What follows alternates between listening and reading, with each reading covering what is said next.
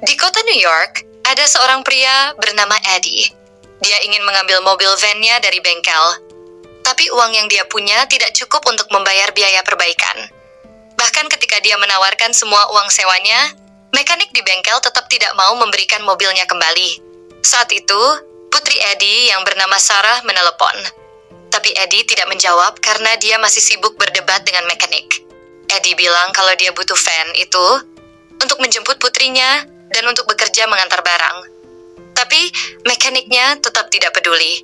Lalu, mantan istri Eddie menelepon dan marah padanya karena Sarah belum dijemput dari sekolah.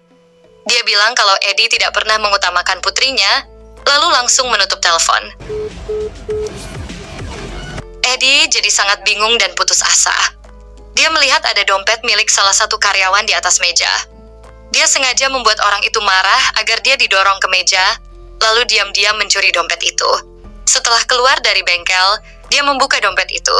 Tapi isinya sedikit sekali. Eddie kecewa. Di jalan, Eddie mencoba mencari orang yang bisa dia curi, tapi semua orang tampak waspada. Dia mulai mencoba membuka pintu-pintu mobil, berharap ada yang tidak dikunci. Saat membuka salah satu pintu mobil, seekor anjing menggonggong dan mengejutkannya. Tapi Eddie malah berteman dengan anjing itu dan memberinya air minum. Water?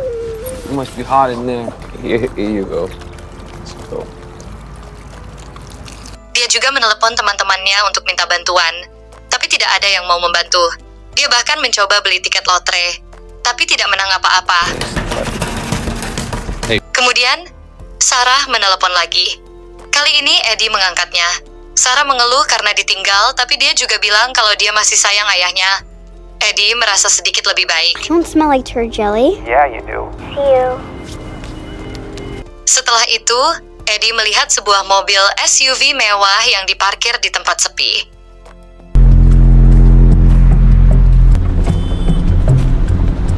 Dia mencoba membuka pintunya, dan ternyata tidak dikunci. Dia cepat-cepat masuk dan mencari barang berharga, tapi cuma menemukan kacamata hitam.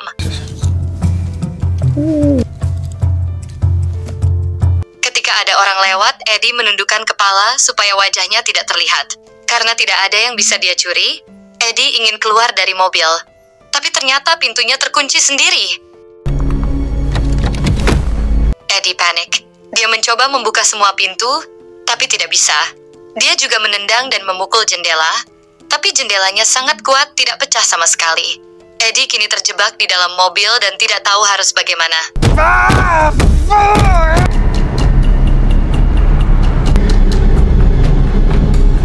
Tiba-tiba, ada tablet di dalam mobil.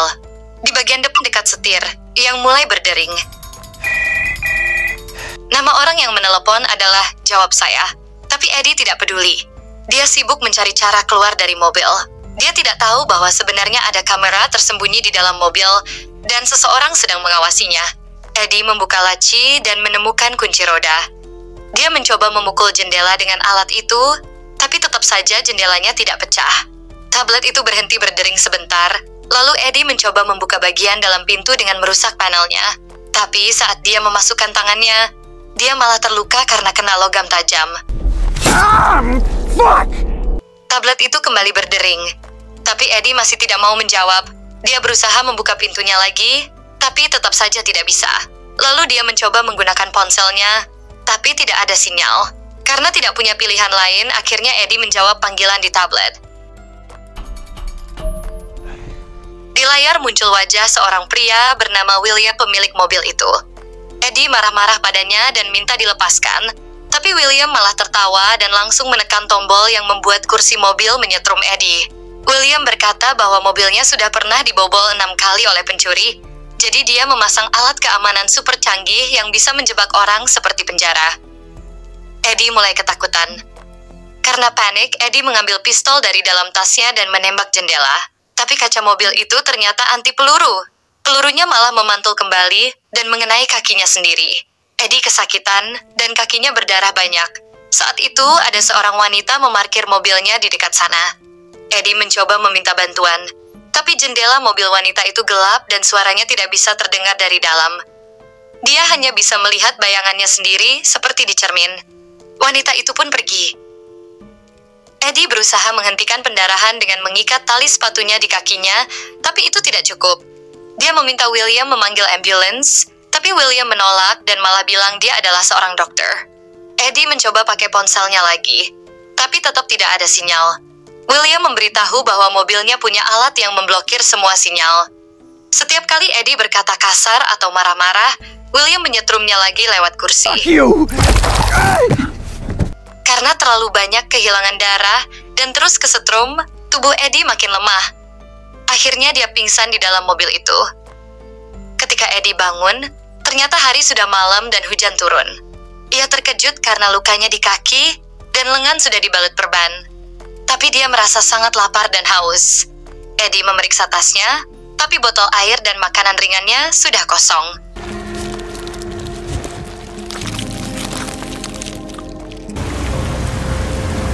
Keesokan paginya, William menelepon lagi lewat tablet di mobil. Ia mulai bercerita tentang hidupnya. Tapi Eddie kesal dan marah. Jadi William menyetrumnya lagi. Lalu William menyalakan AC dingin dan memutar musik aneh bernama yodeling dengan suara sangat keras. Awalnya Eddie bilang lagunya bagus, tapi lama-lama lagu itu diputar terus selama berjam-jam, membuat Eddie jadi stres dan hampir gila. Malamnya, karena sangat kedinginan, Eddie melepas penutup jok mobil dan memakainya sebagai selimut.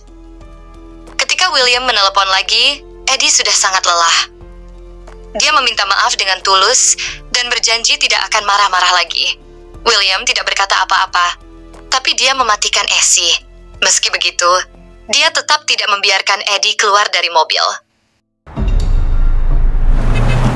Pagi berikutnya, Eddie buang air kecil di botol kosong karena tidak ada tempat lain. Lalu, dia mulai merusak bagian-bagian mobil, berharap bisa keluar, tapi semua usahanya gagal. Ketika William menelepon lagi hanya untuk mengejek, Eddie melihat seseorang di balkon sebuah gedung, sedang melihat ke arah parkiran. Eddie mencoba bicara dengan orang itu dari dalam mobil. Tapi saat dia mulai marah lagi, William langsung menyetrumnya sekali lagi. Eddie tetap mencoba menjelaskan bahwa kalau William membiarkannya mati, dia bisa kena masalah besar. Eddie bilang dia bukan orang jahat, dia tidak pernah membunuh siapapun. Pistol yang dia bawa cuma untuk jaga diri, bukan untuk menyerang. Tapi William tidak peduli. Dia bilang polisi tidak akan bisa menangkapnya karena menurutnya mereka bodoh dan tidak berguna. William juga bilang kalau dia sedang sakit parah, menderita kanker, dan dokter bilang hidupnya hanya tinggal 4 bulan lagi. Karena itu, dia ingin menggunakan sisa hidupnya untuk membuat perbedaan dan mencari keadilan sendiri. William lalu meminta nomor jaminan sosial Eddie, semacam nomor identitas, karena dia ingin mengecek apakah Eddie punya catatan kejahatan. Kalau ini pertama kalinya Eddie mencuri, dia akan lebih lembut. Tapi kalau Eddie pernah melakukan kejahatan sebelumnya, William bilang dia akan memotong jarinya, seperti hukuman pencuri di beberapa negara. Eddie menolak memberikannya. Dia bilang, orang-orang miskin seperti dirinya kadang terpaksa mencuri karena mereka tidak bisa mendapatkan pekerjaan. Sementara orang kaya seperti William menyimpan semua kekayaan untuk diri sendiri. William tidak suka mendengarnya. Dia langsung menyetrum Eddie lagi dan menutup panggilan, lalu memutar musik aneh itu sekali lagi. Malam itu, suhu di dalam mobil jadi sangat panas. Eddie merasa kepanasan sekali, sampai harus melepas sebagian pakaiannya agar tidak pingsan. Dia melihat hujan di luar, dan merasa seperti hujan itu sedang mengejeknya. Dia bahkan sempat berpikir untuk minum air pipisnya sendiri, karena kehausan. Tapi dia tidak sanggup melakukannya. Lalu, tablet di mobil berdering lagi. William muncul dan menawarkan air minum serta suhu ruangan yang normal. Tapi dengan satu syarat, Eddie harus memberinya nomor jaminan sosialnya. Karena sudah sangat kehausan dan tak tahan panas, akhirnya Eddie setuju. Begitu William mendapat nomornya, dia langsung mematikan pemanas mobil dan memberitahu bahwa dia sebenarnya sudah menyembunyikan sebotol air di bawah kursi saat sebelumnya datang untuk mengobati luka Eddie. Eddie langsung mengambil botol itu dan meminumnya sampai habis dalam sekali teguk. Setelah itu, Eddie mencoba tidur. Tapi dia merasa ada sesuatu di saku jaketnya yang mengganjal. Ternyata itu tiket lotre yang dia beli beberapa waktu lalu, dan masih ada satu bagian yang belum dia gosok. Saat Eddie menggosok bagian terakhir tiket itu, Dia terkejut dan tertawa. Ternyata dia menang. Jumlah uang yang dia menangkan adalah persis yang dia butuhkan. William menelepon lagi karena penasaran, dan Eddie memintanya makanan. Kali ini, Eddie juga benar-benar minta maaf dan berbicara dengan sangat baik. William jadi percaya kalau Eddie bukan orang jahat, jadi dia membuka laci kecil, kompartemen sarung tangan di mobil, dan memperlihatkan camilan di dalamnya. Eddie cepat-cepat mengambil camilan itu, tapi dia juga melihat ada saklar, tombol kecil di dalam laci tersebut, namun laci itu langsung tertutup lagi. William memutuskan sambungan telepon karena menerima panggilan lain, tapi suara percakapan itu masih terdengar dari speaker di mobil. Eddie mendengarkan baik-baik dan tahu bahwa William memang benar seorang dokter. Tak lama, William bilang dia harus pergi. Eddie melihat ke balkon tempat William biasa berdiri, dan dia melihat sosok itu bergerak jadi benar. Orang di balkon itu adalah William. Saat William sudah pergi, Eddie mengangkat jari tengah ke arah kamera sebagai tanda kesal. Eddie kemudian merusak laci kecil itu untuk melihat bagian dalamnya. Dia menemukan sirkuit, bagian elektronik, dan memotretnya agar bisa mempelajari cara kerjanya. Dia memasukkan tangannya ke dalam dan mencoba menjangkau saklar tadi. Tapi karena sulit, kukunya sampai terluka parah. Saat dia mencoba lagi, tiba-tiba kursinya kembali menyetrumnya. Ternyata William sudah kembali dan melihat semua yang Eddie lakukan.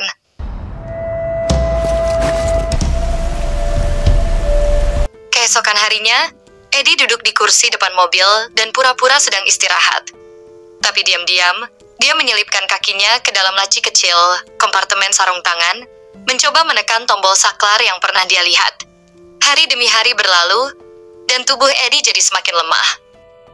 Dia kehausan dan tidak punya pilihan lain, jadi dengan sangat terpaksa, dia meminum air kencingnya sendiri. Pada malam hari, akhirnya kaki Eddie berhasil mencapai saklar dan menyalakan mesin mobil. Dengan semangat, dia cepat-cepat pindah ke kursi pengemudi dan mulai menjalankan mobilnya.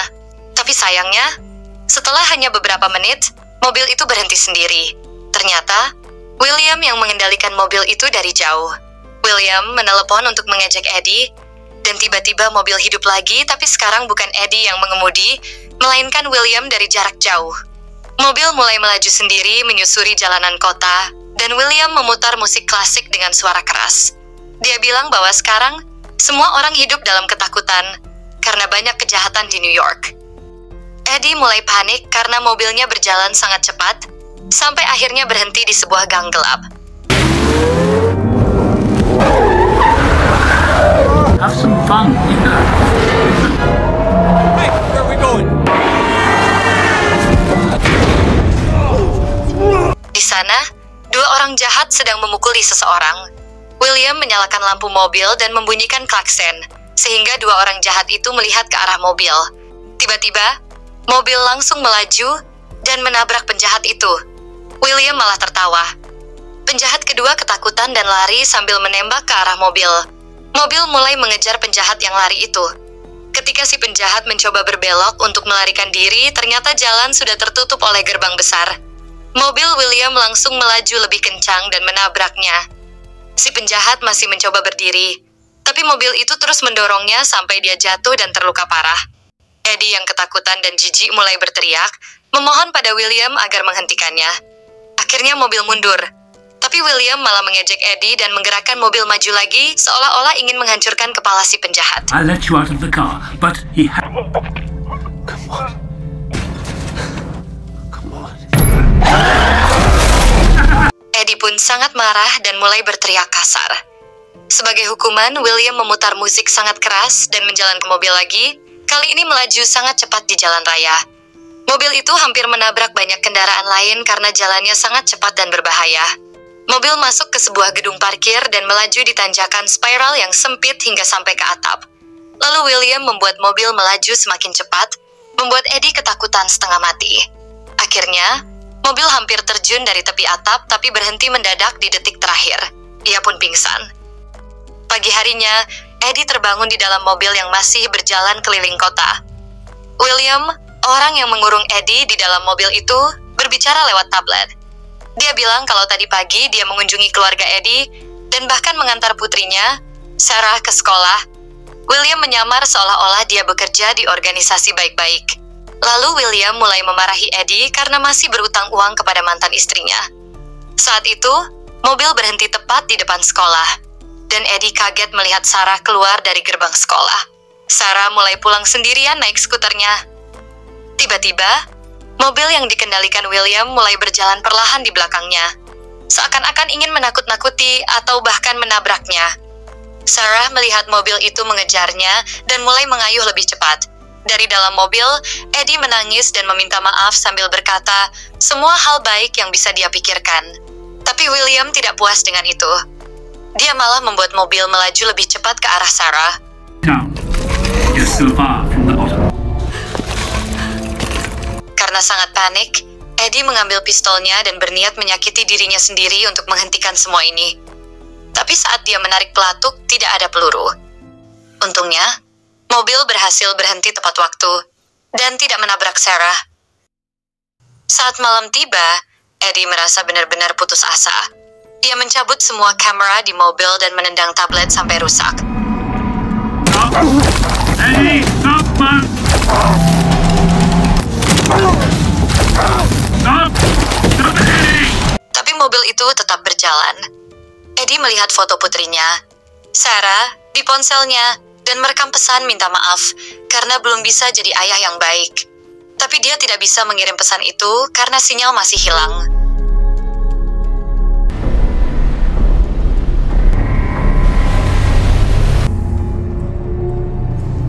Tak lama, mobil berhenti di tempat parkir baru. William menurunkan jendela dan menyapa Eddie. Eddie takut dan mencoba menyerangnya, tapi William malah menyetrumnya sampai dia tidak bisa bergerak. William lalu menyemprotkan parfum karena mobil sudah bau, lalu memberinya tali plastik, kabel zip, dan menyuruh Eddie mengikat tangannya sendiri. Eddie menolak, tapi akhirnya menurut karena disetrum lagi. Setelah tangannya terikat kekait di mobil, William masuk ke dalam dan menaruh tas di kursi belakang. Dia memasukkan kembali peluru ke pistolnya dan memberi Eddie rokok serta permen karet. Kemudian dia menyalakan musik klasik dan mulai menyetir lagi.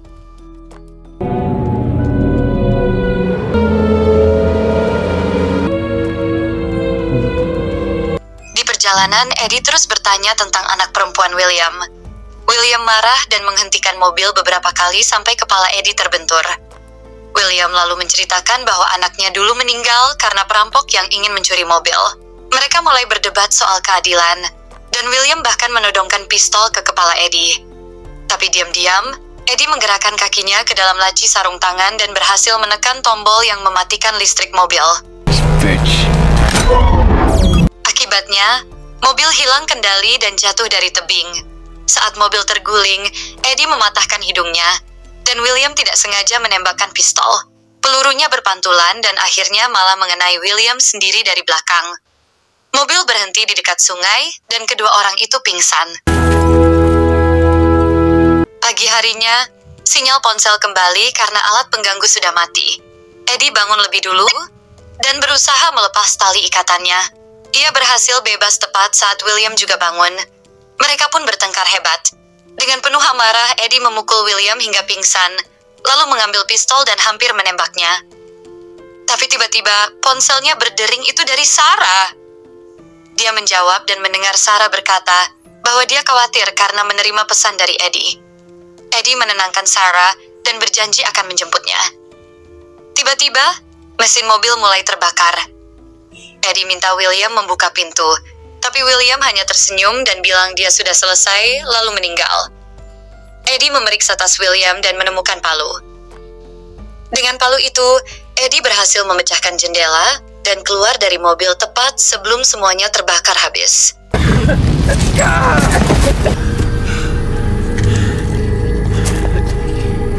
Dia berjalan menjauh sambil membawa tiket loterinya yang ternyata menang. Tak lama, ada orang lewat yang melihat Eddie terluka dan langsung menawarkan tumpangan. Kemudian Eddie pergi ke tempat perbaikan mobil untuk mengambil van-nya, tapi mekanik belum selesai memperbaikinya. Karena tidak ingin terlambat menjemput Sarah, Eddie menjual van-nya dan membeli sepeda. Dia mengayuh sepeda ke sekolah dan akhirnya bertemu kembali dengan Sarah. Mereka berpelukan sangat erat dengan penuh rasa haru dan bahagia. Oke, teman-teman, begitulah alur cerita film Locked, di mana film ini mengikuti kisah Eddie Barish adalah seorang pencuri yang sedang mengalami kesulitan keuangan dan berusaha mendapatkan kembali mobil van-nya dari bengkel. Dalam upaya putus asa untuk mendapatkan uang, ia memutuskan untuk mencuri dari sebuah SUV mewah yang tidak terkunci. Namun, setelah masuk ke dalam kendaraan tersebut, ia mendapati dirinya terjebak dalam perangkap canggih yang dirancang oleh pemilik mobil, William Larson, seorang dokter kaya yang ingin memberikan pelajaran kepada pencuri dengan cara yang ekstrim. Oke, sekian dari selanjutnya. Sampai jumpa di video selanjutnya.